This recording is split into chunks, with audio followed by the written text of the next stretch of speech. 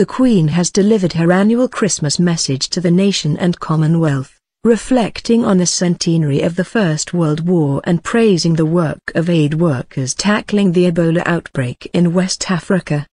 Speaking in a pre-recorded speech filmed in November, the Queen's resounding message was one of reconciliation and hope.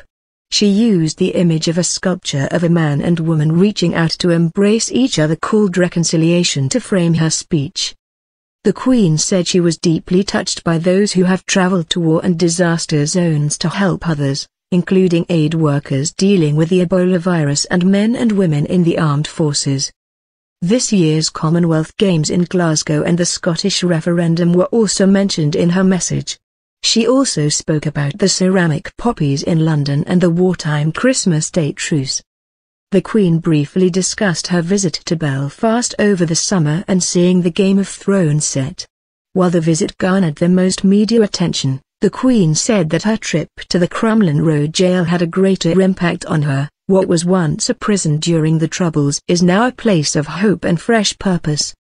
The speech ended on a poignant note. Even in the unlikeliest of places, hope can still be found. The Queen's speech was met with positive reaction from people on Twitter, most notably for mentioning her visit to the Game of Thrones set in Belfast back in June. One Twitter user called T said, "Did the Queen seriously just name-drop Game of Thrones? I thought she'd have been more of an Orange is the New Black fan." #Queen's speech. While a parody account called @Queen_UK jokingly tweeted dropped it. #Queen's speech following the broadcast.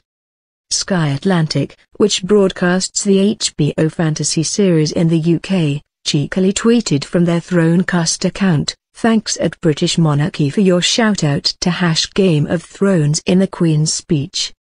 Even those who are opposed to the institution of the British monarchy praised the Queen. Anna Sue posted on Twitter, "Ideologically I must oppose monarchy. But Her Majesty is a great lady and an inspiring head of state #FB #the Queen.